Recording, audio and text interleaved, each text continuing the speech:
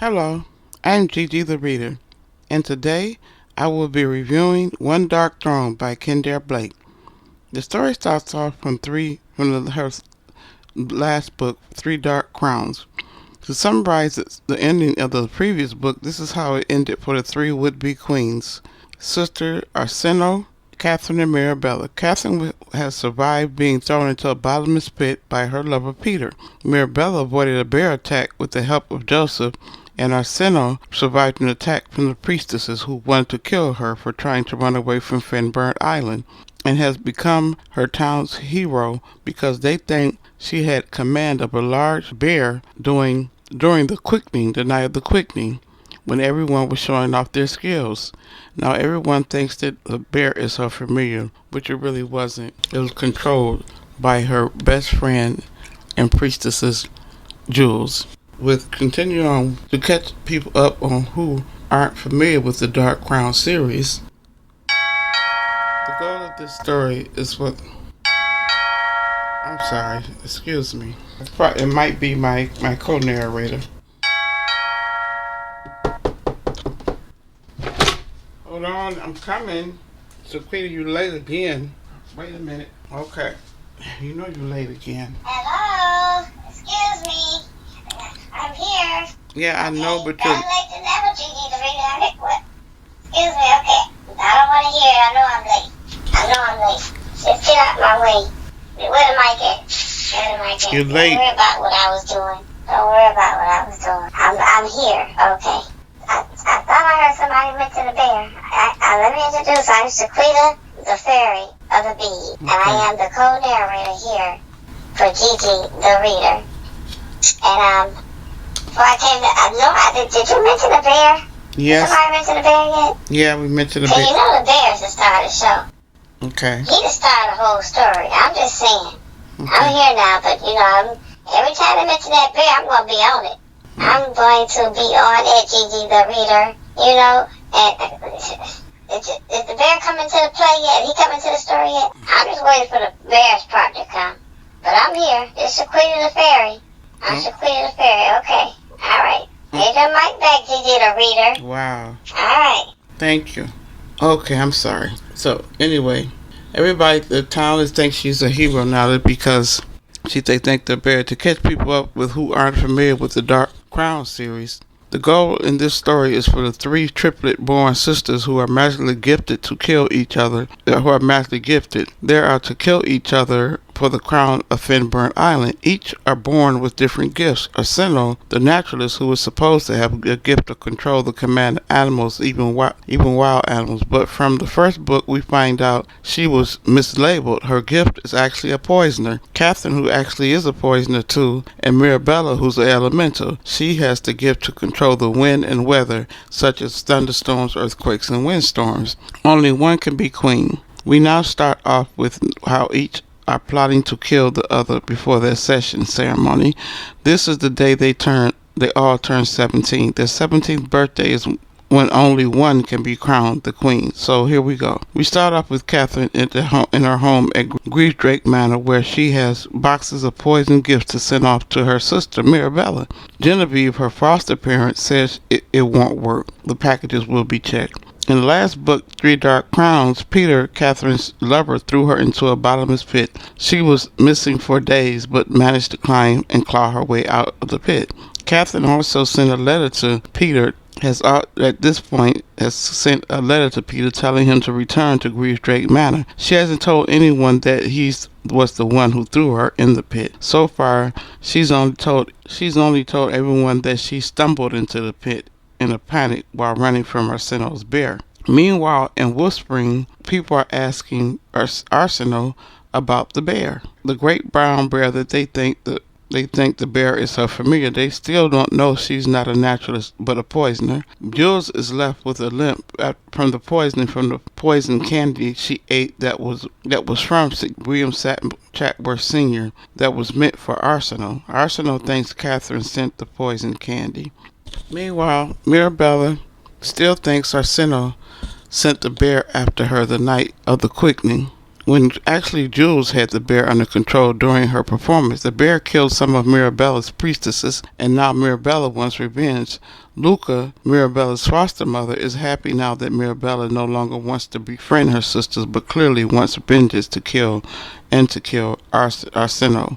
Luca, Roe, and Sarah Westwood are Mirabella's foster parents. Bree, her friend, and Elizabeth, her friend, and also a high priestess, set off to travel to Katherine's hometown in Indrid Down. Katherine travels with a guard, betraying Roman to her temple in Indrid Down.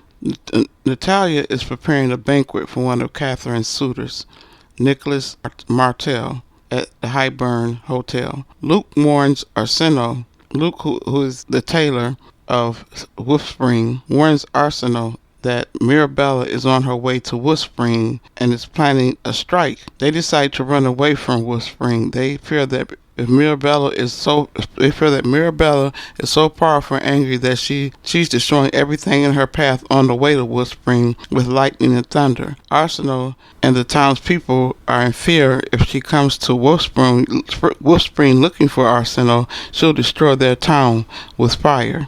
Arsinoe decides she'll go out and meet Mirabella first before she makes it to Wolfspring so they can fight face to face. The people cheer Arsinoe on. They still think she's a naturalist and has control of the huge brown bear as her familiar, which is simply not true. They even encourage her to quote on page 41, the people smile and cheer, they clap their hands, and some demand that she bring the Mirabella's body back strapped to the bear for them all to see, unquote. Then they throw Arsinoe a bag packed with supplies. Meanwhile, the bear is still off in the woods. Madrigal shows up as Arsinoe sits in the woods praying and preparing to leave out on her journey to meet Mirabella. Madrigal suggests to Arsinoe that she can call the bear again, the same brown bear they enchanted that night in the quickening. Okay, so now they don't know how to deal with Mirabella, because I told y'all Mirabella was the hardest one. She the one that got her skill down better, and she's an elemental. She got her skill honed, and she got it down better than anybody. So she coming back to town. And don't nobody know how to deal with Mirabella. But we remind you that everybody think, and Jules and Madrigal got everybody thinking that, and Arsinoe got everybody thinking that she's a naturalist and she's not a naturalist. We found out that she's actually the poison. That she could take any kind of poison, and they said they ain't told nobody. But that bear, everybody think that she's a naturalist and she had that bear under control when she didn't. So who they gotta bring back? Everybody asks, how you gonna deal with Mirabella, who can control lightning and thunder and fire? How she coming back? They told her, this Mirabella can destroy the whole town. So here come Madrigal saying, let's go get that bear. That bear. Nobody want no smoke from that bear. Let's remind everybody that Mirabella still wants to smoke from that bear. Could you imagine how their last conversation went? Like in the last turn?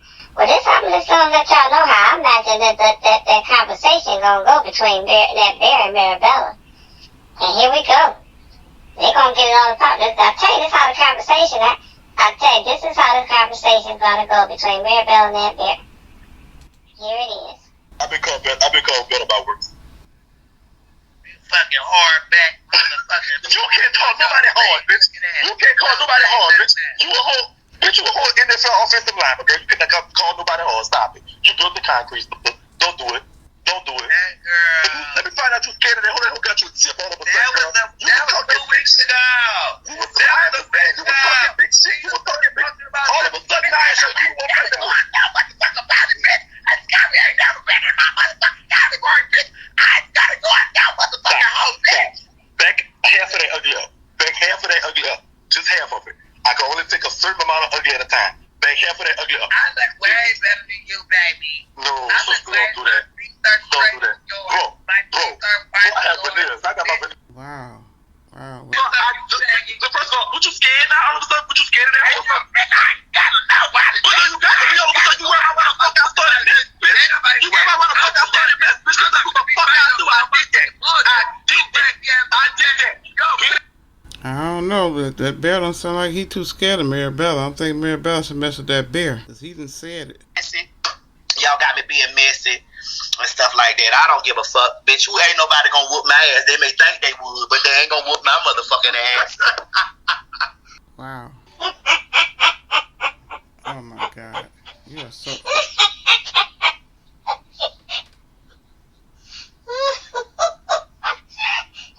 You know what? Would you please? Oh my God. Okay. Okay, let me continue on with my story. Okay, so Madrigal shows up as Arsinoe sits in the woods praying and preparing to leave out the journey on her journey to meet Mirabella. Madrigal suggests to Arsinoe that she can call the bear again, the same big brown bear that they enchanted that night of the quickening. Madrigal insinuates and suggests that Arsinoe to Arsinoe that Jules might have purposely sicked the bear on Mirabella and didn't accidentally lose control. Meanwhile, Bree tells Mirabella she can still have Joseph as a lover even after she's married a suitor, but Mirabella assumes he won't want her after she's killed Arsinoe. It is now the accession year, and Mirabella is on the way to Wolf Spring to kill Arsinoe. She's with Bree and Elizabeth. Mirabella says that she no longer desires to harm Jules or Camden, but she will if she has to. Jules is Arsinoe's friend and priestess. So Arsinoe sets off on her trip out of Wolf Spring. She plans to meet Mirabella halfway before she makes it to Wolf Spring. She plans to meet her in Ashburn Woods before she gets to Indrid Down. Jules prepares to travel with Arsinoe, even though her mother Madrigal doesn't want her to go. Kate is Madrigal's mother, Jules' grandmother. Meanwhile, we find out that a seer that predicted Jules to be a cursed naturalist when she was a newborn, saying, quote, she carries the Legion curse.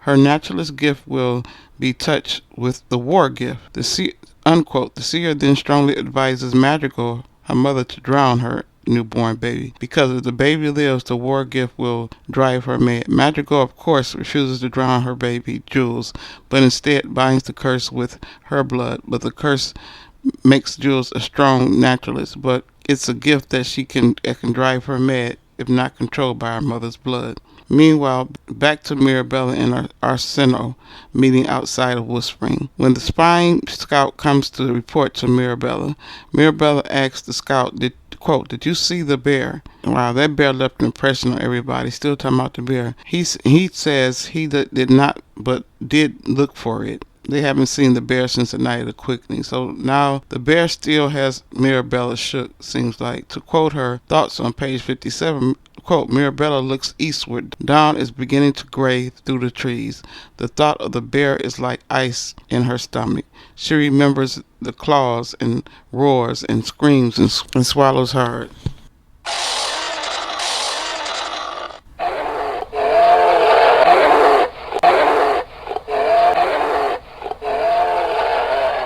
Mirabella finds Arsinoe. Hold on 1 second here. Get away from my mic. Hold on. Hello, excuse me, Gigi the Reader. Oh my God. Yeah, I'm telling you, I got the 411. I got that tape. I got the 411. I got the tape on Mirabella coming up on Arsinoe. No, you don't. She met Arsinoe up that road, and she was ready for her. She wanted all the smoke. She was like, "Oh, why she could hear her. I got the recording. I'm telling you, I do. I got the recording. Her approaching Arsinoe like she wanted all the smoke, chasing her when she came up that road to meet her halfway. Because Arsinoe, like the book says, met her halfway out her town because she didn't want her to come to her town starting nothing, and Arsinoe wanted all the smoke. She's like, "Oh, why you put me on Facebook? Why you call the police on me? Why you call the popo?" And you can hear her running after her. What? They didn't have no doggone Facebook and police. I'm telling you, that's what she said. So evidently they did have Facebook then. I don't know what they had back then, but she said, or the police. I don't know if they had police then in town, or the Facebook. That's what she told her. And she was wearing some flip-flops. Some flip-flops? What? Yes, a pair of flip-flops. And you could hear the flip-flops, tap, tap, tap, tap, and she chasing her. Like, what you gonna do now? What you gonna do now? What you gonna do now? You know, she was like, she wanted all the smoke from herself. She chasing her, and she wanna know where her bear at. Asking about the bear.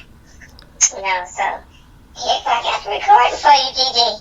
Oh my gosh. I got to record. Here you go. Next one here. But your story does not match the book story where the Mirabella came up on Arsinoe camping out. But I'm gonna play. You claim you got a recording of her coming up on Arsinoe. Bitch, what's the tea, bitch? I said, Poppy, bitch, what's up? Bitch, you got me fucked. Bitch, keep on putting on Facebook and on my bitch. Keep on putting my name on Facebook, jumping on my bitch so much fucking. You got me fucked up. It don't matter, bitch. What? We are running a party line on me on the party, girl. You got me fucked up. Bitch, let me see you again, bitch. Keep on going, hoe. Bitch, you better run, bitch. You said what, hoe? Bitch, you got me fucked up. You better be. Stupid ass bitch. Yeah, you catch these hoes on the corner. Walking. Okay, she claims she ran up on, but this how it really went down. Mirabella finds Arsinoe sleeping next to a campfire and wakes her up with blasts of fire and lightning, and reminds and accuses her of sicking the bear on her. Moving on, Arsinoe uses her magic spell carved in her hand that Madrigal gave her to call the bear to call the bear to her as Mirabella is throwing bolts of fire and lightning at her. She's thrown Arsinoe into the dirt in the middle of the road.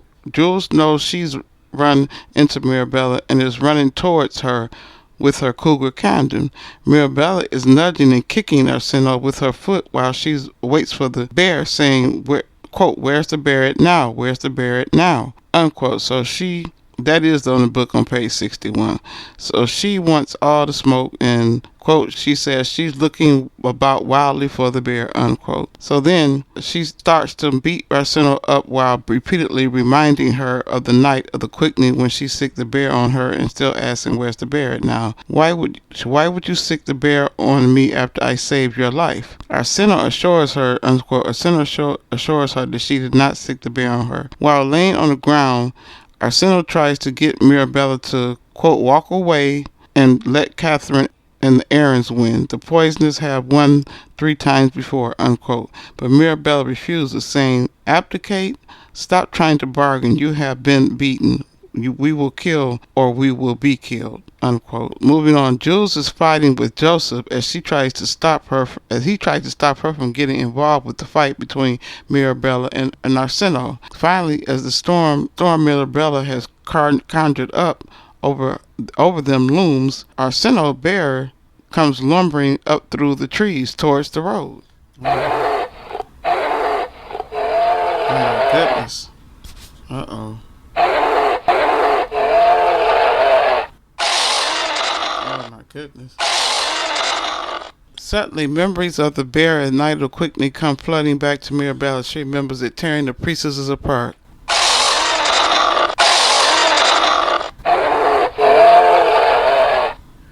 So Mirabella wanted all the smoke before the bear showed up, but now, to quote, blow for blow on how it all went down on page 66, the bear charged Mirabella. The first thing Mirabella does is, quote, falls back on her haunches, her courage broken. She scrambles away, cheeks wet with panic tears.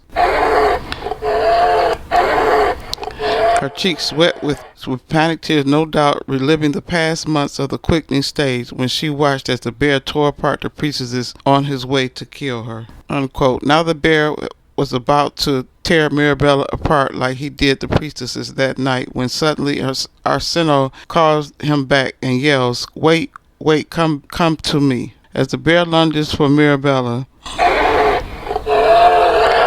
Arsinoe calls the bear back and down off of Mirabella. The bear obeys but drags Arsinoe into the woods away from Mirabella. Arsinoe won't let him kill Mirabella, and the bear is trying to protect her.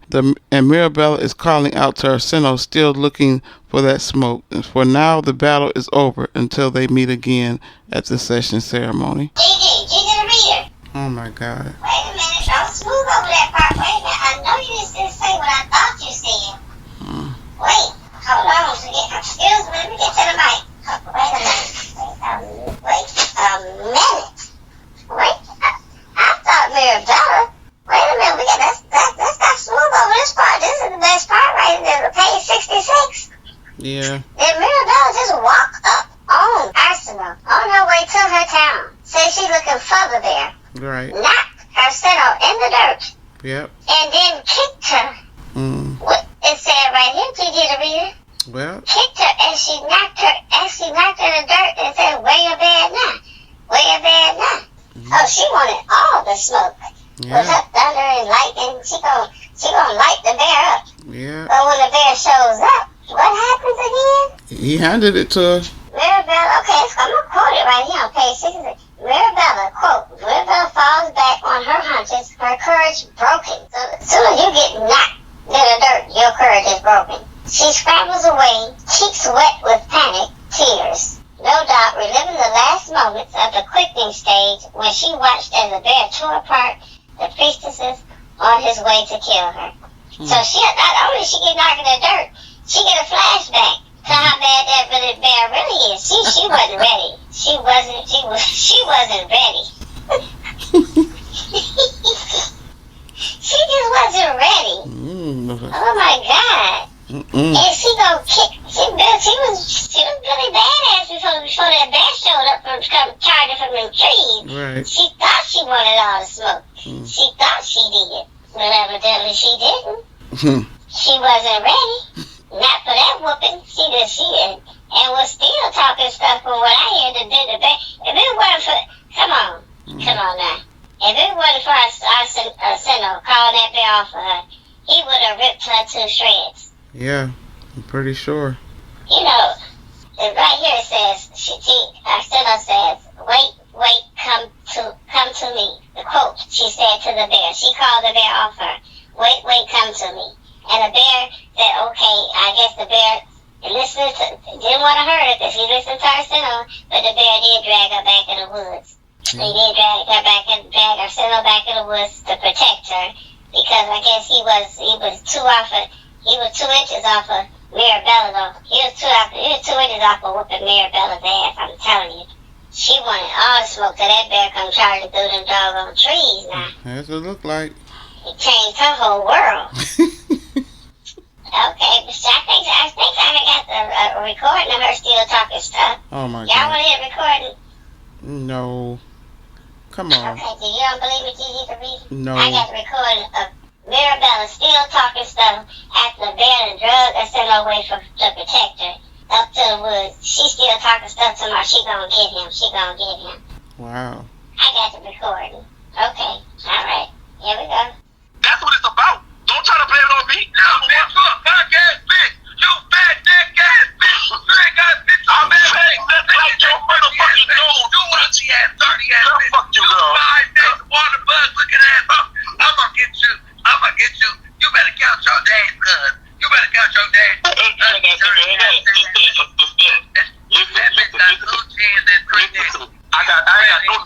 got no neck. Just like you ain't got no titties, bitch.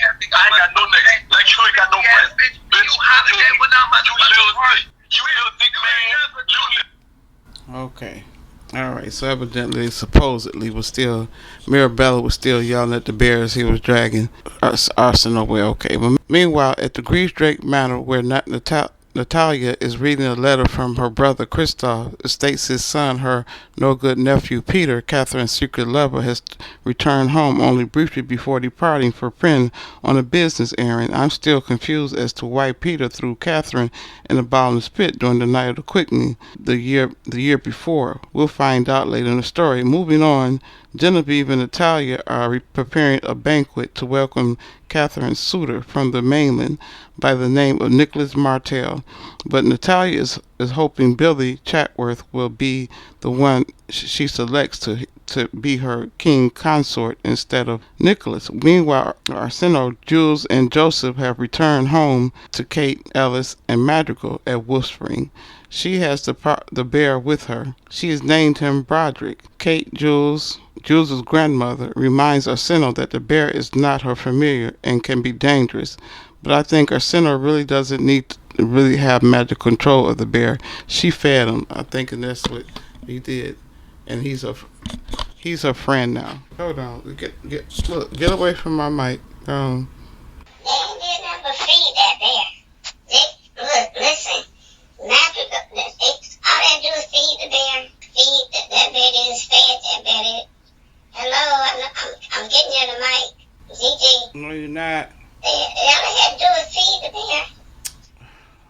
Okay. Probably. Excuse me. Right. Okay. Yeah. See, what happened was they talking about Magical had to put some kind of a spell and on that bear, and Jules had to use her skills to mind control the bear. Arsinoe got that bear under control. All you gotta do is feed the bear. I guess. They do the same things at the park. They just go and get a bear some food. They don't make no magical spell. You feed that bear, you got a friend for life. Arsinoe got her friend for life. She don't need no special skill or no magic. They fed that bear, and that bear was trying to get up on him. So now the bear begging for $60 to get him a tray from the chicken shack, a special, the pizza tray. What? Yes, he was. Yes, I'm trying to tell you.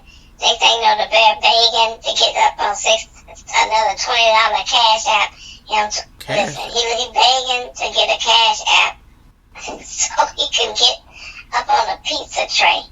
Wow. So he can get a pizza tray or chicken tray, a whole tray for $60. The bear is up on it now.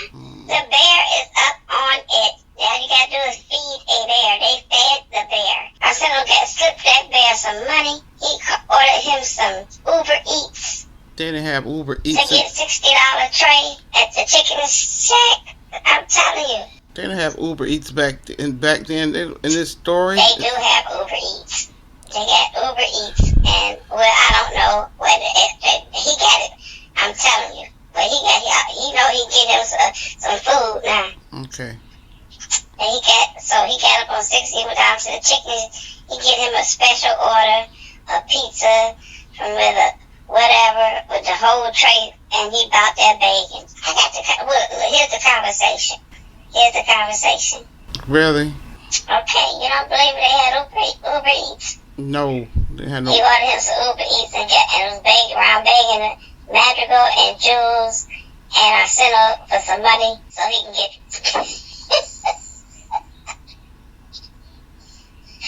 get up on the tray.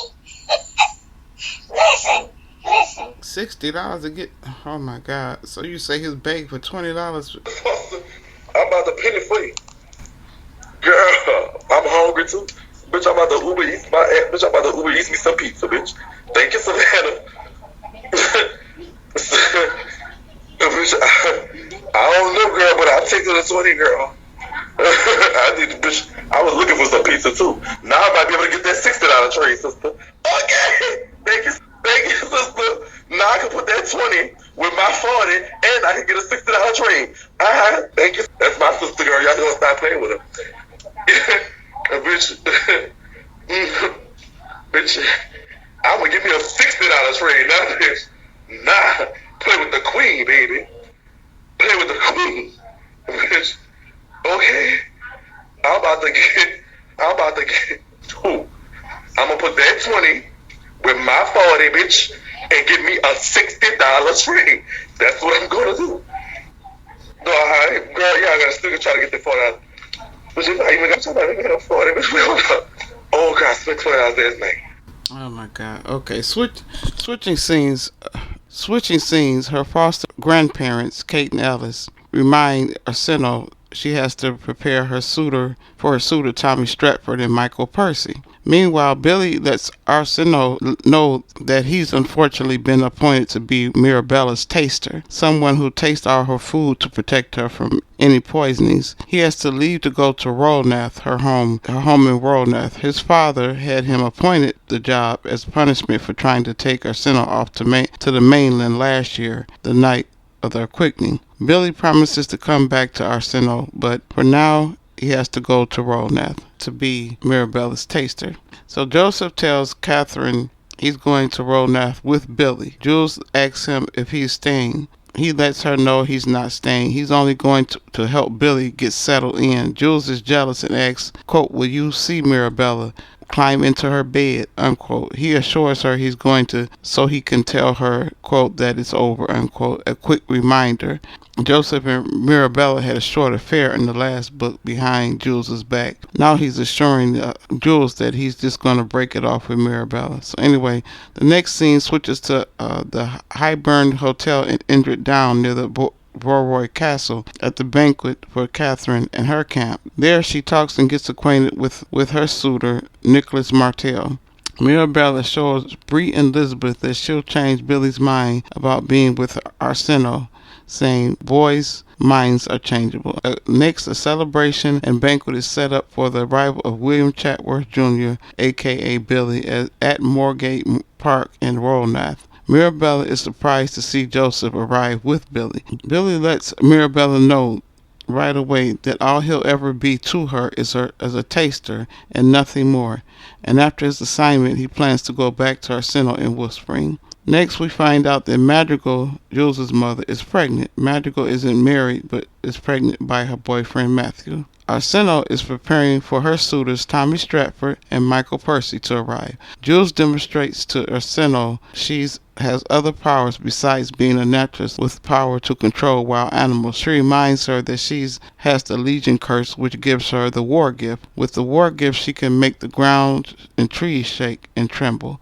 Joseph is in Rollnath. The next day he gets a minute alone with Mirabella, tell her things are over and say, I came to say goodbye. He tells her it's over and he has chosen Jules and that he'll be sailing back to Wolf Spring that night. But for some reason, her friend Bree has to gas Mirabella up and tell her, oh, quote, no, he still wants you. Yeah, I don't think he does. But anyway, we find out that Michael and Tommy are cousins, Arsinoe's suitors, but they are competing for Arsinoe just the same. Arsinoe lets Jules know she has no interest in either boy and says she misses Billy. Meanwhile, at the outdoor banquet at the apple orchard, Arsinoe finds out that she's lost her poison knife. She looks up at the banquet table and notices Tommy and Michael and a host of other people have been using the knife to cut the meat, not knowing the knife is poison.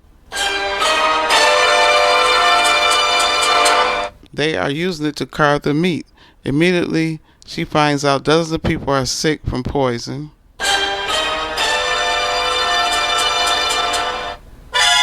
Jules tells Arsinoe it was an accident and not her fault. She tells her not to say a word about the knife. Tommy and Michael do not recover from the poison, and they both die.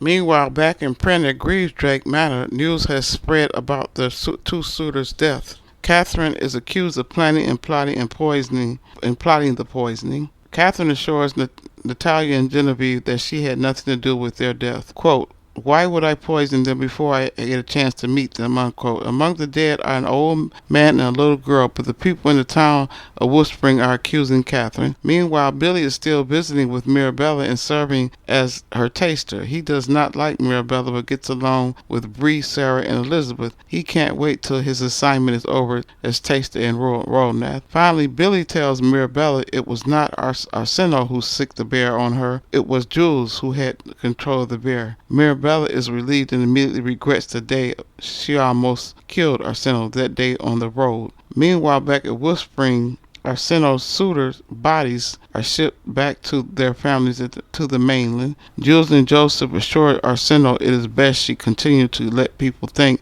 that Katherine is at fault for their death, since it was an accident, but Arsinoe feels bad and guilty. Katherine is entertaining her suitor Nicholas when Who shows up at Griefdrake Manor, but Peter.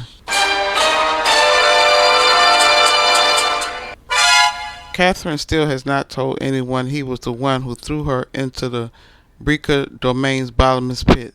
But as soon as she gets him alone in the bedroom, she attacks him and pins him down onto the bed and with a knife to his neck and asks, quote, why he threw her into the Breaker Domain bottomless pit. He said Natalia had told him of the devilish scheme of Mirabella's priestesses to kill her. Mirabella's priestesses had plotted to kill her in order that Mirabella would not have to. It was for the purpose of making Mirabella a white-handed queen. He said at the quickening she looked to be the weakest, so he knew Mirabella's priestesses planned to cut her to pieces. So to spare her that type of death, he threw her into the pit. He thought that was why she ran to him at Breaker Domain, because she was running from the priestesses. Katherine pins him to the bed and holds a knife to his throat, but only slightly cuts him and decides not to kill him. They get into a slight tussle, and he tells her he loves her. She pushes him away and says, quote, "How you must love me, Peter, but you will never have me again," unquote. Then she walks back outside to her suitor, Nicholas. Meanwhile, back at Arsinoe's camp at Wolf Spring, they're notified through a letter from the Black Council that the Midsummer Festival will be held at Wolf Spring. Jules tells Arsinoe that Mirabella and Katherine are coming. Now Wolf Spring will be flooded with strangers. Arsinoe is irritated at the news that Wolf Spring is going to have company. Meanwhile, Peter comes along for the trip with Katherine and Nicholas. Nicholas lets Peter know he doesn't like him. Mirabella tells Billy he doesn't want him tasting her food anymore. He tells her, quote, "It's what I'm here for," unquote. She tells him, "You were here so your father could gain favor with us." His father, William Chatworth Sr., is always scheming to make deals and money. During the start of Midsummer Ceremony, Katherine challenges both her sisters to a hunt. So they're there in Wolf Spring. Katherine's camp and Mirabella's camp has come to Wolf Spring to meet with Arsinoe to go on the hunt. So while Katherine has Nicholas, Peter, Margaret Brawlin, and Peter Roman with her during the hunt, Mirabella has Bree and Elizabeth with her. Arsinoe is alone except for Broderick and the bear because Jules and Joseph have slipped off somewhere in love, or for the better term, screwing, and they fell asleep. So it's just Arsinoe and her bear. Now wait a minute. You mean to tell me everybody got their sidekicks starting on this hunt? They got their sidekicks with them. Mirabella got her two sidekicks, Elizabeth and Bree. Katherine got her whole crew with her. They trying to hook Nicholas and Peter, and they trying Roman and Margaret Brawlin. And then the only reason why Arsinoe don't have nobody with her and the bear, she don't have Jules. Her two supposedly sidekicks, Jules and Joseph, not with her. And you mean to tell me the only reason why her two sidekicks there? I'm just gonna say it because Miss Kendare Blake, the one who wrote this, the one who put this in here. I thought this was PG-13. The only reason why her Arsinoe's two sidekicks are not with her is because they off screwing, they off having sex. I'm sorry, I didn't write this, but Miss Kendare Blake put this in there. They off doing a do, getting busy.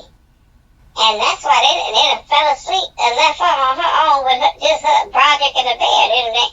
I refuse to let them, anyway, they named the bear, but I'm just going to call him the bear. He's still the bear. He's the star of the show, but the bear is the one that's with her. So she basically just Arsinoe and the bear, and they off somewhere doing what they gotta do. They done fell asleep. So her sidekick, okay. I don't get it. I'm just saying. That's what it says in the book. That's what Miss Kendare, that's what they off doing a do together, and then fell asleep. And now she on her own. I'm just saying. Okay. Here's your mic back, Gigi the reader. Here's your mic. Okay, thank you. With the bear with her, she fears for his life more than hers. Because Katherine has a bow and arrow with poison arrows, and she's become a highly skilled archer. She feels Katherine will definitely target her bear and kill him. Arsinoe fears the same from Mirabella, that she will target the bear with her fire and lightning before she targets her. Katherine tells Nicholas, Peter, Bertrand Roman, and Margaret Boland she plans on taking the bear alive. Jules and Joseph are finally dressed and arrive at the festival late. They don't see anyone be there because everyone is left off on a hunt, and Arsinoe is on the hunt alone with just the bear. Luke, the tailor from Wolf Spring, sees them and asks, "Where were you? Why weren't you there? Why weren't you here?" They run, unquote. They run off and find and catch up with her. Moving on, when Katherine and her team catches up to Arsinoe and Broderick, the bear, Katherine screams to Arsinoe to stop. Arsinoe does not want the bear to die at the hands of the bow and arrow. She yells at Broderick to keep running. Arsinoe keeps running, hoping he'll follow, but the brave brown bear refuses to turn and run. He charges towards Katherine and her team.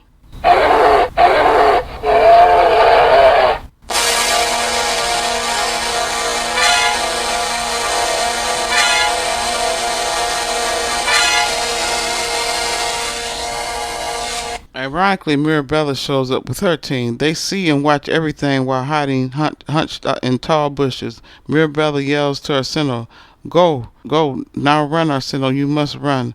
I can't, Arsinoe cries.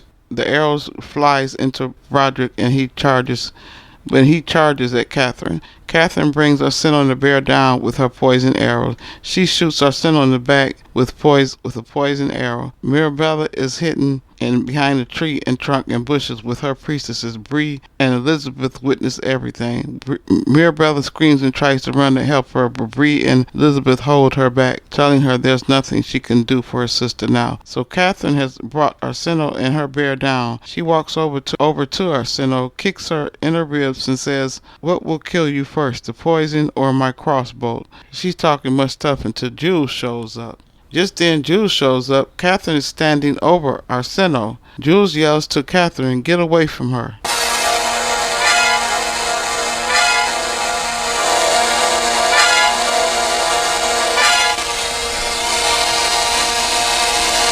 Then Jules uses her war gift power, and without touching Katherine, she shoots an invisible force that knocks Katherine through the air, onto the ground, on her back, and into the dirt. Jules then scoops Arsinoe up with her powerful war gift and naturalist skills, summons Katherine's horse, Half Moon, to her, throws Arsinoe into the saddle, jumps onto the saddle with her, and they gallop away with Jules's mountain cat Camden running behind, following. All Katherine can do is lay in the dirt and pound her fists and scream. Mirabella, Bree, and Elizabeth witness everything. So, Jules not only saves her friend Arsinoe, but she steals Katherine's horse, Half Moon. She not only knocks Katherine in the dirt, but she rides off on her horse, Half Moon. So, look like Katherine got horse jacked. So. Wait a minute. I know we're not going to smooth over this part. Wait a minute. Let me come over here to this mic. Did they just say, I know I didn't read this right. Katherine a.k.a. Billy Badass, with her whole crew of 4 people, and her poison darts, get horse jack? Her horse Half Moon? I mean, she got her whole crew with her. And her bow and arrow with her crew, Nicholas and Peter and Bertrand Roman. And who the heck is these people? Who is Bertrand Roman? Where he come from? And who is Margaret Ballin? Who is she? Mm-hmm. She got her whole crew. She got 4 people with her. Bertrand Roman, whoever he is, Margaret Ballin, Nicholas and Peter. We know who them 2 punks are, but we don't know who the other 2. It don't even matter because they not really white. I wish I could have been there laughing at her because her whole crew watched her get knocked in the dirt. Yep. By Jules. Jules showed up and said, I told you Jules that bitch. I've been telling y'all since the last book, since the first book before this one, that Jules is that bitch. You see what she did. You see what she did. You know, Arsinoe and Mirabella and Katherine talking about they the queens. You know, Jules is that. She the baddest one. She the baddest one because she came in. Not only she knocked you in the dirt and you didn't do nothing, and your sidekicks and your crew didn't do nothing. They watch you get knocked in the dirt. Not only she knocked you in the dirt, but come on now. She took your horse. You got horse jack. She took Half Moon. Half Moon galloped off and scooped up her friend Arsinoe, threw her in the saddle, got in your saddle with Arsinoe, and had her cougar running behind. The cougar had her back too. So what you gonna do, Katherine? I thought you was gonna do something. I see your crew didn't do how much good, did it? Have 4 people with you. They just stood, Peter and Nicholas, old punk ass, and they just stood by and watch you get knocked in the dirt and get horse jacked. You got jacked. She got smooth jacked. Half Moon and your own horse and galloped off with. Jules stole your horse and knocked you in the dirt. I mean, how messed up more can that get? You are the weakest one. You the weakest link in that one. Well, I'm just saying, Kiki the Reader, I'm just saying. Yeah, okay. Come on now. All right. Come on now. It was, that's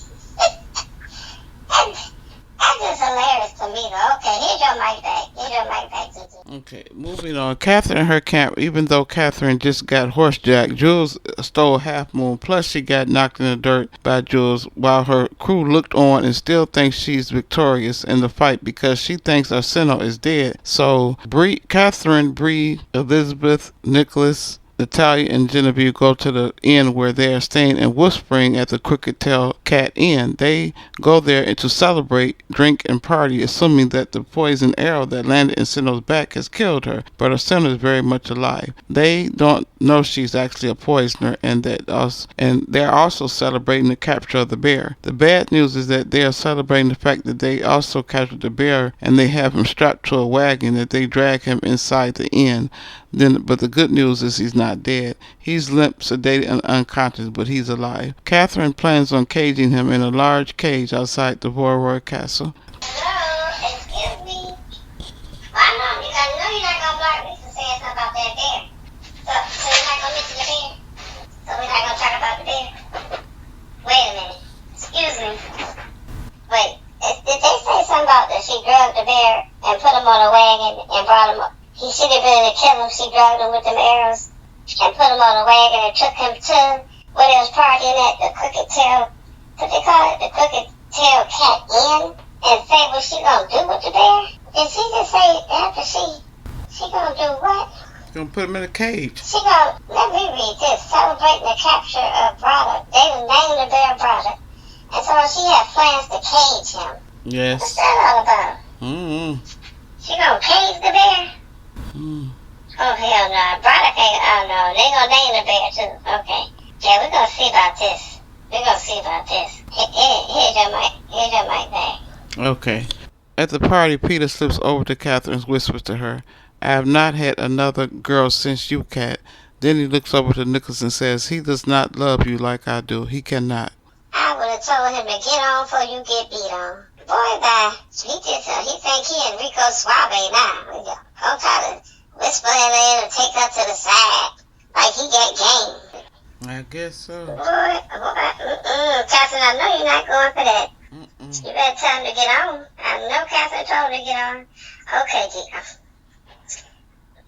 Gigi, here's your mic. Meanwhile, Jules takes Arsinoe to the black cottage near Ensignville Valley to her Aunt Kara's house. There, her aunt helps put stitches in Arsinoe's back and nurses her back to health. While back in whispering, for now, everyone thinks Arsinoe is dead to hear Katherine and her crew tell it. Of course, Billy and her foster parents are distraught. Billy makes a pact with Mirabella that they will avenge Arsinoe's death by teaming up together with against Katherine. Though they aren't romantic partners, Mirabella announces that they are engaged and he will be her king consort when she is crowned queen. They put their heads together and come up with a plan. Mirabella decides to challenge her sister Katherine to a duel at the next full moon in Indrid Down near Katherine's home. Katherine returns to Greaves-Drake Manor, and there the townspeople celebrate as she prematurely announces that Arsinoe is dead, and promises she has put the bear in a cage on display outside the Vauroy Castle.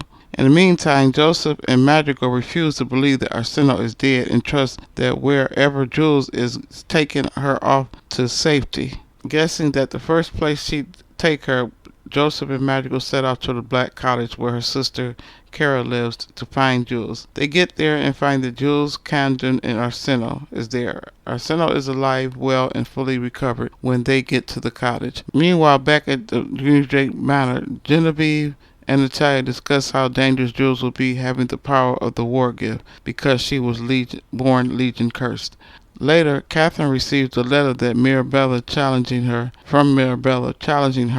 to a duel at Indrid Down. She is furious but accepts. Later in the black cottage, Jules, Joseph, Madrigal, and Kara gets the news that Mirabella and Katherine will duel at the arena at Indrid Down. Arsinoe says she should show up to help Mirabella fight. They all agree and set off to the arena in Indrid Down. When Mirabella and Billy make it to Indrid Down, the first thing he does is go to the cage near Vauroy Castle where Broderick the bear is caged in the town square. He feeds him some sweets. Broderick remembers Billy from the whispering. When Mirabella wins the duel, Billy had plans to take the bear back to Whispering or to Ensignville Valley where he's from and set him free. Excuse me.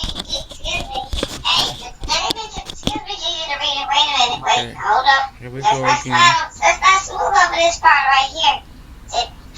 Wait a minute. Excuse me. Hold on. Did Billy say he's gonna be a jailbreak for the bear? Yeah, The jailbreak. bear gonna get out of jail. He gonna get out of his cage. Yeah. He said somebody getting out that cage. So Billy said, "Gonna get all right. It's getting juicy now. The bear gonna get a jailbreak. He's gonna break the bear out the jail. All right, Billy. Okay, okay, it's getting really good now.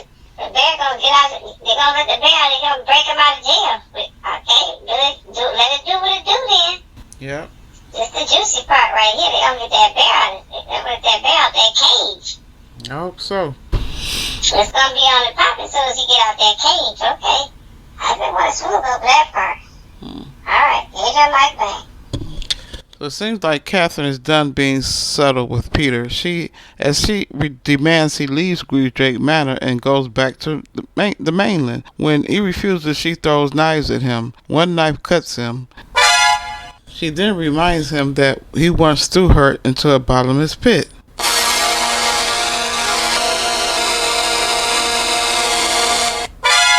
After dodging more knives, he runs from Genevieve Manor without packing any bags.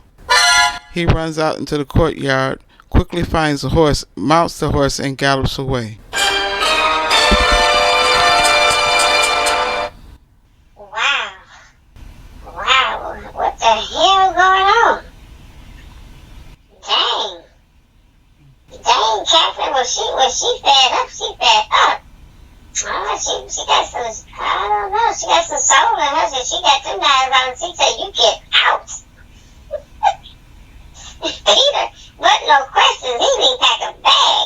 I guess he said this fool went crazy. She shouldn't let the woman tell you to get out, Peter. You get the hell out. You see, he didn't pack no bag. He didn't get the message the first 20 times she told him to leave.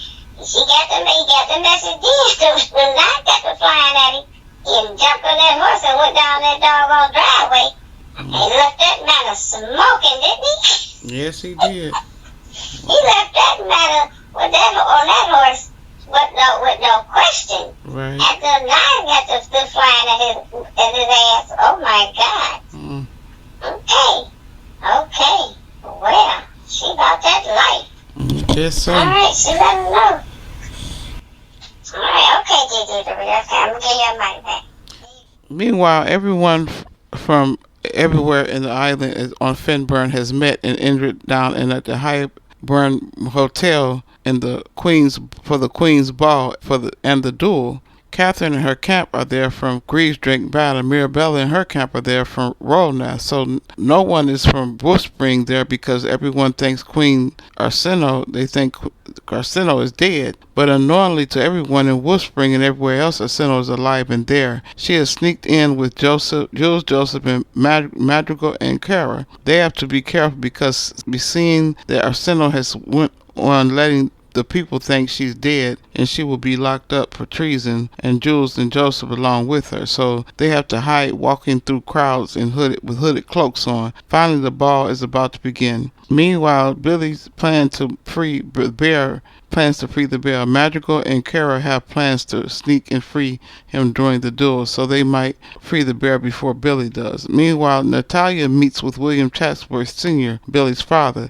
They are in bed together. She still plans to poison Mirabella. She gives a vial of poison to William to give to his son Billy, trusting that Billy will poison Mirabella. But Billy has entrusted himself to Mirabella now and will not do what his father wants. On the day of the Queen's Ball, everyone is there in the banquet room at the Highburn Hotel. Katherine and her camp from Greasedrake and Mirabella from her camp from Rollnath. Katherine feels angry there seated at the banquet table. She is angry and jealous because everyone at the ball is watching and staring at Mirabella as she dances with Billy. Mirabella was always the prettier one out of the three sisters.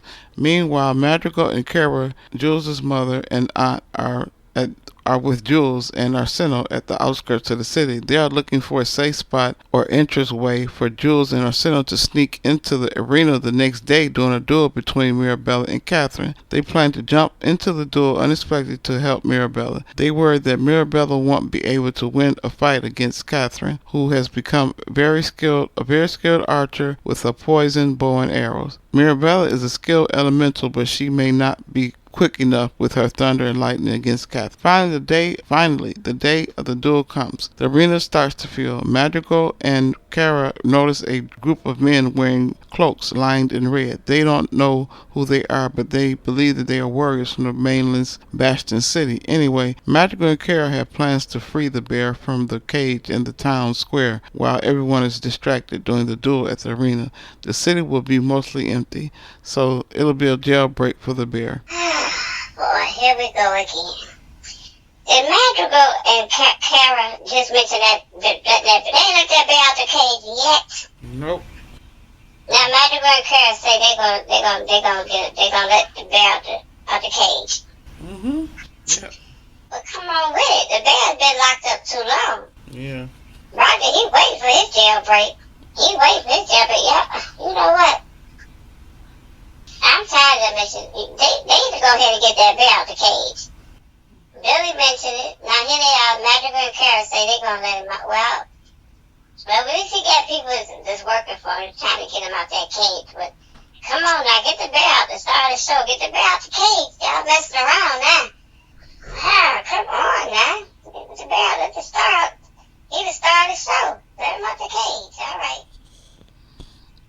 Okay. Here's your mic back.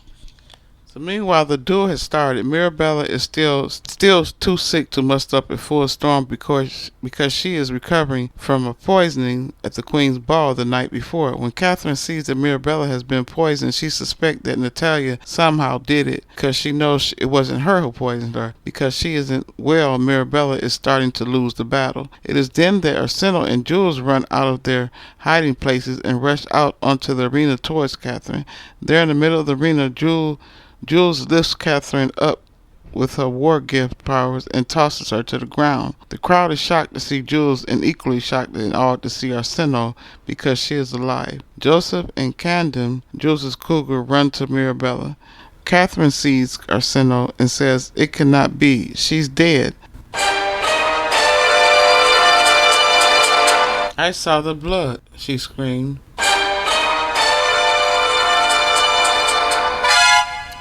"You saw what you wanted," Arsinoe yelled. "Arsinoe, you're alive," Mirabella yelled, "but I saw you fall in the forest." "I'm a good actress," Arsinoe retorted as she helped Mirabella to her feet. Genevieve leaned over the arena rails and yelled for the guards. She yells for the guards to take Arsinoe and Jules to their jail cells. The guards close in on them, but Katherine yells, "Stop. It's not over. I can still kill them. I can kill them, both of them, if you remove the naturalist girl." She was referring to Jules because she knows that Jules is more powerful out of all of them. The guards and the priestess run out to the arena and separates Arsinoe and Mirabella from Katherine. You think that Mirabella having strong elemental powers and Jules having Camden and her strong war gift powers, and with the help of Joseph and Arsinoe, they would stop the hell out of Katherine and the guards. But instead, Arsinoe, who's about to get locked up, backs down and says, "Don't fight. It's over, Jules, but I will find a way to get you out of this." Wow. Oh, no. Oh, hell no. Hell no. Hell to the no. Give me the mic. Give me the mic. I know this ain't it right here. I know. Give me that mic. I know this is not it right here. You mean to tell me the whole doggone thesis of this book, the whole showdown we've been waiting for on page 349, where Mirabella and Katherine are supposed to meet up for a duel for their ascension, for one to kill the other. And then we got Jules, Joseph, and Arsinoe to walk up and save the day. Everybody gets arrested. Yep. This is it. Yep. This is it right here. This is actually what happens. Mirabella's supposed to be her Billy Badass with all her thunders and bolts and lightning. She's supposed to be able to control the weather and winds and storms. And then you got Jules to get her gift ward, supposed to come in there and do something with her gift ward. War gift, whatever they call it. She's supposed to have some kind of war gift. Well, she did knock Katherine on her ass back in the earlier in the book. But we thought they was gonna come with it. We thought Jules and Arsinoe was gonna come with it and come and save Mirabella. We thought this was it, and this is what happens. I She guess. didn't get arrested? Hmm. What the heck? Okay. Miss Kendare Blake, you done teed me off, Miss Kendare Blake, the writer. You done teed me off. And this does not, we waited for this, and all this build up in an arena with a whole town and half the doggone island that showed up to see them fight, and they just get arrested Yeah. and taken off to the jail. Okay. Hmm. I'm having you back, your mic back. Here you go, Gigi, you reader. I don't know. I guess, okay. Alright, I'm gonna wait till the engine part then. Okay. Okay. Then the guards take Jules away with Joseph and Camden. Mirabella and Arsinoe are taken to the Roy Castle, where they are quickly put into their cells deep beneath the castle. Arsinoe and Mirabella are put in a cell together, while Jules, Joseph, and Camden taken past them down to another set of cells. Now here comes Billy. This says, quote, "Let me pass," he yells. "She's my betrothed. I will see her," unquote. He says, referring to Arsinoe. Arsinoe asks Mirabella, "Is he talking about you?" Because remember, since everyone thought Arsinoe had died, Mirabella and Billy had announced their engagement to the entire city, but that was only for them to conspire together to get their revenge by pairing up to kill Katherine. So when Arsinoe asks if she's talking about her, Mirabella says, "No, you fool, of course not." He was referring to Arsinoe, his betrothed. So anyway, he's elated to see Arsinoe and tries to hug her through the jail cell bars and says, quote, "You're alive. I should wring your neck." And Arsinoe replies, "I'm sorry. I wanted to find a way to tell you, but I didn't know how." He responds, "It doesn't matter. Everyone will be all right now that I know you're alive." And then he says, "I'm sorry I agreed to marry your sister." Right there in the cell, Arsinoe whispers to Billy that Kara and Madrigal are in the city. She tells him to look for them across from the Highburn Hotel. They'll be waiting for you with Broderick the bear. To get the word to Kate and for him to get the word to Kate and Ellis and whispering that they'll come to help Jules and Joseph. Kate and Ellis are Jules' grandparents. He promises to get help and have them all out before the end of the day. In the next scene, I'm confused. At a black council meeting and negotiations to get Mirabella out of jail, Natalia, Katherine's foster mother, has made a deal with Luca, Mirabella's foster mother, to have Mirabella executed along with Arsinoe the next morning. So Luca figures one or two of the queens will have to die anyway in a fight for the crown or in a duel. So she agreed with the Aarons and the Black Council to let Mirabella be executed. Deal done. I didn't see that coming. So anyway, meanwhile at the edge of the town, Billy is in search of Kara and Madrigal. He's looking for them where Arsinoe told him he could find them at the Highburn Hotel, but they aren't there. So he notices that the bear's cage in Villeroy's castle courtyard is empty. They finally freed Broderick, the bear. Hello, excuse me, did they mention the bear? Oh God, here we go. Gigi, he's the reader. The bear is free? Wait a minute. Did they mention the bear is free? Broderick is free. The bear. Yes. The bear to get free. Oh, thank goodness. I thought we were going to have to call PETA or the Humane Society. I thought we were going to have to call the animal rights activist groups or somebody because they didn't took long enough to free him. He probably freed himself between Billy, Madrigal, and Kara. They took their time. It's about time that he got out there because he probably got himself out. But I thought about to call PETA for real. No kidding. No kidding, Gigi the reader. Because that was not that bear. He just started the whole story. He just started the whole book. And they just not free. He just not getting freed out of his cage. He gonna get it on and popping. Trust and believe. Period. That bear gonna have it on pop. That bear free now? Okay. Alright, get a bear some applause. Everybody get a bear applause because he's the biggest star of the story. He's the biggest star, y'all might as well admit it. Get a bear some applause, Gigi the reader. Okay, here's your mic back. Okay, here's some applause. Applause for the bear.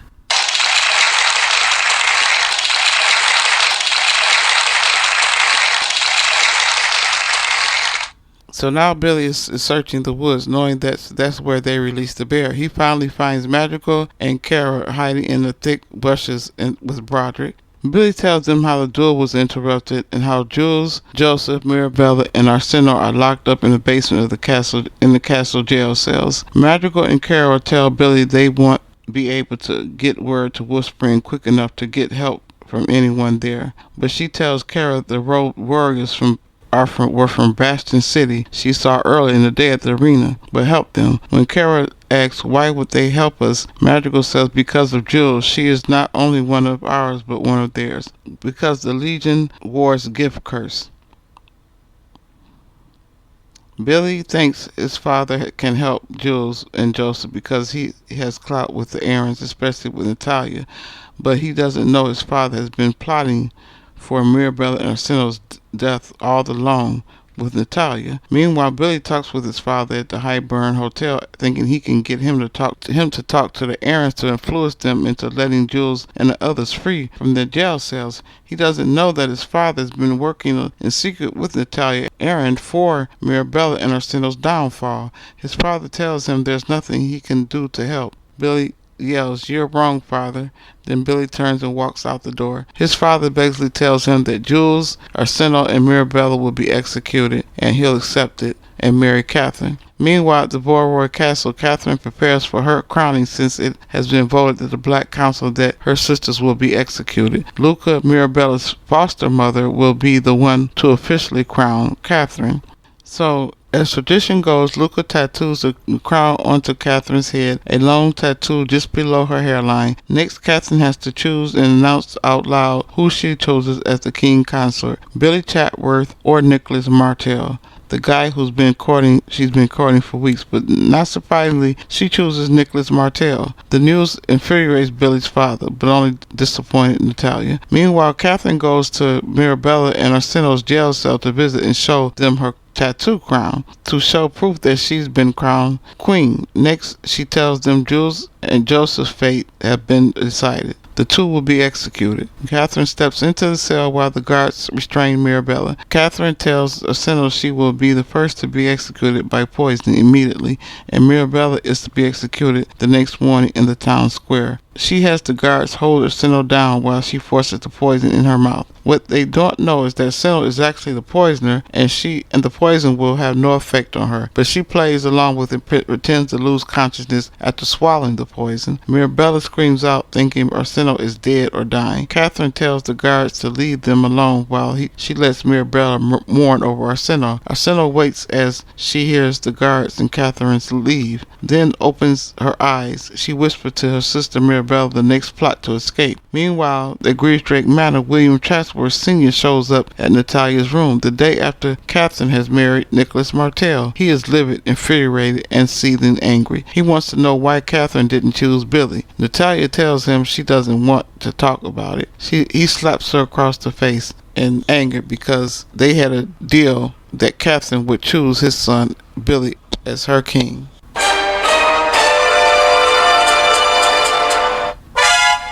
Natalia tells him there's nothing she can do, that it was out of her hands. She says Katherine chose who she chose. Oh wow, so things turn really dark. They get into a fight.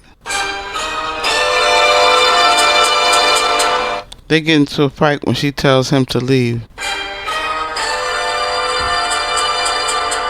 She then goes back to her desk and continues to write the letter she was working on. He walks up behind her and starts to choke her. She manages to pick up a paperweight, turn around, and smash him in the head with it.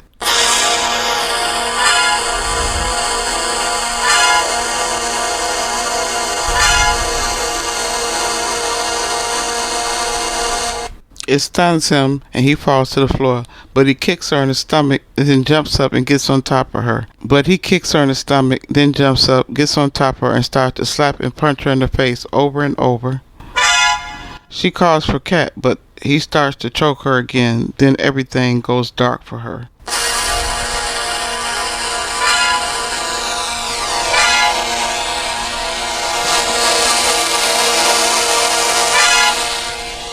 Just then, Ro walks up to Natalia's door.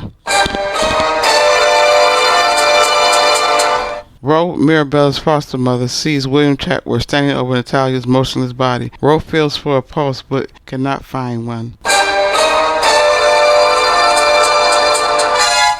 He has the audacity to tell her, clean it up, and find me someone else to deal with. But evidently, Ro is about that life. Ro pulls out a knife and plunges it deep in his ribs.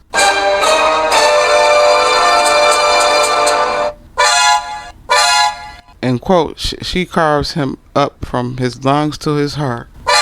Then whispers to him and says, "You should not have touched her, mainlander."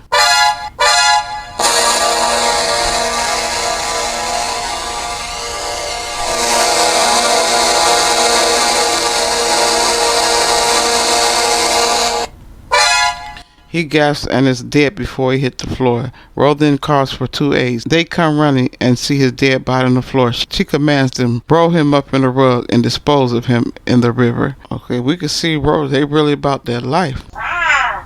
Wow, did y'all hear that? Wait a minute.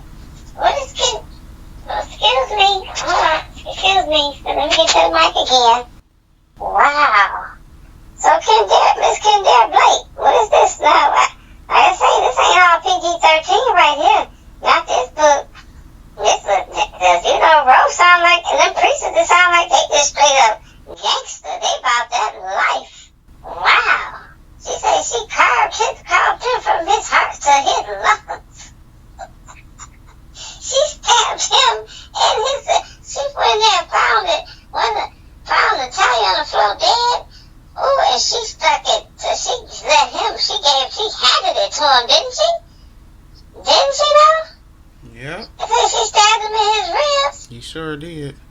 And carved him up from his lung to his heart. And he was dead before he hit that floor. Yep. And then her priestess coming up, they straight thug gangster too. Roll him up in the carpet. What is this, Mr. Kendare Blake? The author, what's going on? What's really going on? Roll him up in a carpet? Yeah. And throw it, and like the gangsters say, the mobsters, that he's swimming with the fishes now. Swimming with the fishes. Wow. Gang, gang, gang, gang. Right. Okay, Miss Rowe. All right. She definitely about that life, and the priestesses. Get rid of his body with a quickness. All right. Okay, then. Okay, continue on, Miss Gigi. She had to do what she had to do. He had that coming. He had it coming.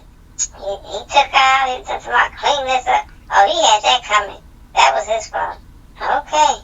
Okay, here's your mic back, Miss Gigi. Okay. Mirabella back in her jail cells at Voroy Castle. Mirabella is still pretending to mourn over her sister's body while guards wait outside the cell. Arsinoe whispers her plan to attack to Mirabella. They both agree that when they escape, that she will never go back to her home in Woodspring, and Mirabella will never go back to Raw now. They can't. They will be fugitives when they escape. Arsinoe and Mirabella manage to fight off the guards and break away from their jail cells. They run to Jules and Joseph's cells to free them. Later, Katherine and Nicholas return and arrive back in Griefdrake Manor. Katherine has not heard news of her foster mother, Natalia's death, and wonders why the manor seems so empty. Nicholas is eager to consummate their marriage and snatches her down the hallway to her bedroom. Meanwhile, Arsinoe and Mirabella find Jules, Joseph, and Katherine, frees them from their cell, and runs up to the next level to the castle where they fight off and kill a band of guards. When they run onto the castle grounds, they see dead guards everywhere. Puzzled, they wonder what happened. Suddenly, they see Billy with a group of cloaked warriors from Bastion City. They were the warriors that were at the duel watching in arena stands. They were there watching when they were taken into custody, and they say they came for Jules, who they consider one of theirs. Jules, Arsinoe, Mirabella, and Joseph get acquainted with one of the warriors, Amelia Vatros, and her father. Not only Billy is there with Bastion City warriors, but Kat and Madrigal are there too. Kate and Madrigal. Amelia's father tells Madrigal that Jules should have been given to them at birth when they found out she was born with the war gift, but Madrigal disagrees. Meanwhile, back at Griefdrake Manor, Nicholas lies next to Katherine in her bed. They have consummated their marriage. He's limp. Katherine thinks it's from exhaustion from their lovemaking. The room is dark, but then she notices Nicholas is not asleep, but dead. With veins purple and swollen and blood coming from his mouth, nose, and eyes, she sees he must have been poisoned. The first person she thinks to run to is Natalia, but she still hasn't learned of Natalia's death. Peter finally shows up at her doorway.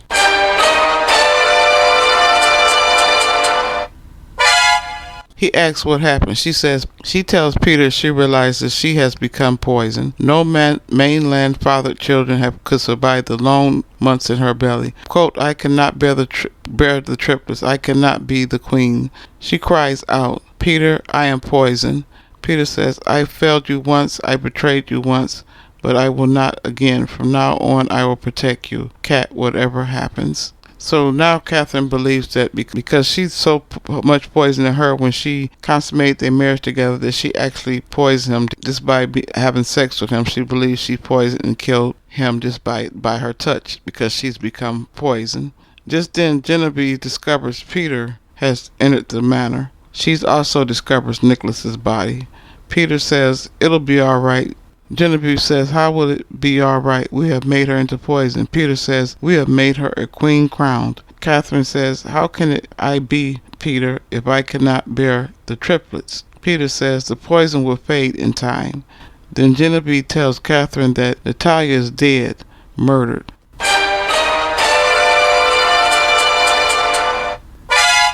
Katherine freezes. That cannot be right. Natalia murdered? No one would dare. No one could. Peter said, there must be some mistake. Who? Who did it? Genevieve retorts, it doesn't matter. We are over, finished. She looks down at Nicholas's dead body and says, look at this dead king. The temple will not have this, nor the council. She continues and concludes, what are we to do? We will have to stop Mirabella's execution and give her the crown instead. How those Westwoods are going to laugh. Peter interjects, stop it. Tell us what happened to Natalia. Tell us now. Genevieve says, William Chatworth strangled her. The war priestesses found him and put her knife into his chest. But by then it was too late. Genevieve tells Peter that Natalia's body is being guarded at Villeroy Castle. She says, perhaps they will let you in before they execute Katherine as an abomination. Peter says, no one's going to execute our queen. No true Aaron will allow it. Just then they hear a messenger yell from the courtyard that the queens have escaped their jail cells. The next scene is crazy. Genevieve says no one can see Nicholas's body. Katherine asks, what will we do with him?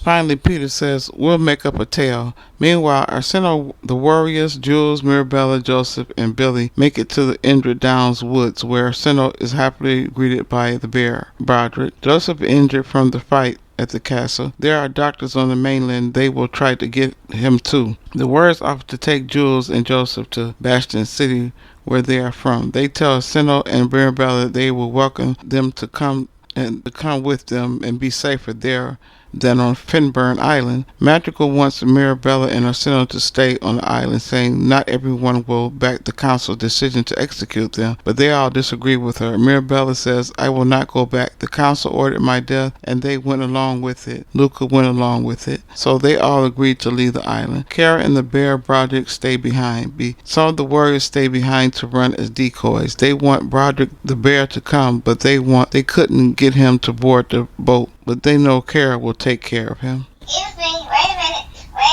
it's Gigi, excuse me.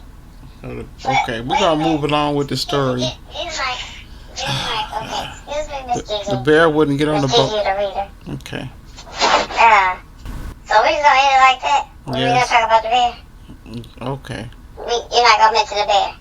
Well, he The wouldn't. star of the show, okay. First off, that bear won't have no part of that water. He had sense. He wasn't going to get on that boat. Peace out, ride with y'all. But peace out. I ain't getting on that boat going over to the mainland because I don't know about them people over there. The bear's smart.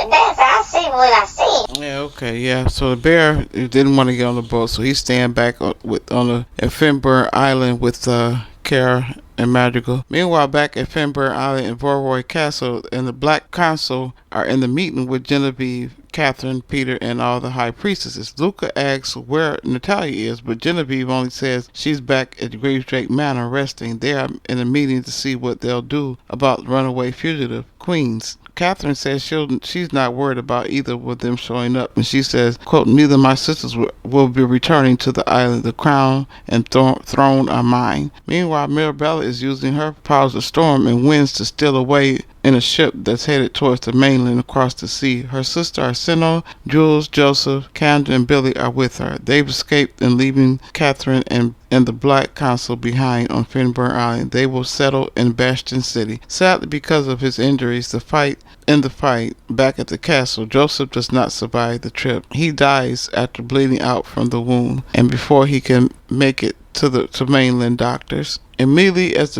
they dock onto the mainland harbor, Jules tells Arsinoe she can't go with them.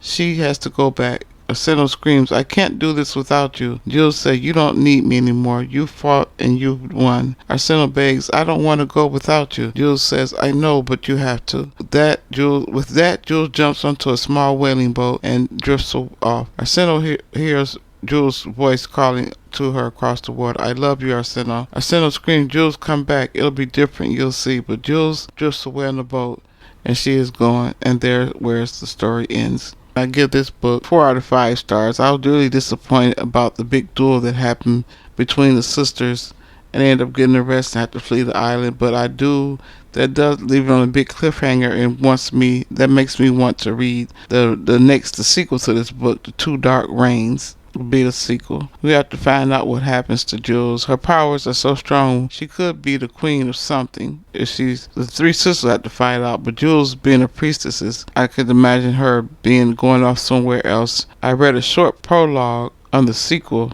and I think Jules runs off to become a queen of her own island somewhere. But I'll certainly give y'all a full review, and of course on the Center on Mirabella, and more of any on Broderick the Bear. The Bear alone makes the sequel a must read. Excuse me, wait a minute, Miss Gigi, excuse me. Okay. Wait a minute. I want everybody to like and subscribe. Okay. Excuse me, Miss Gigi. Miss Gigi the reader. So we just gonna end it like that? Yes. We're gonna talk about the bear? Well, You're not gonna mention the bear? I already did. The star of the show. Okay. First off, that bear was not having it. That bear wasn't having no part of that water. He had sense. He wasn't gonna get on that boat. He said, I'll ride with y'all, but peace out. I ain't getting on that boat going over to the mainland, because I don't know about them people over there. The bear is smart. The bear is smart. The bear said, I see what I see. Y'all come back through here. Y'all come back to Finburn Island. We can hang, but until then, I will not be getting on that boat. I guess as the bear had to do what he had to do, he wasn't gonna get on no boat. He said, well, he was like, peace out on that. I see what I see. And they know they're gonna end up back at Finburn, because that's where the bear stayed at. And the bear knows it. The bear knows he's a star. He already know that. Okay, I can't wait till that next book, that sequel. Okay, my next review will be Two Dark Reigns. Thank you for listening. Please like and subscribe.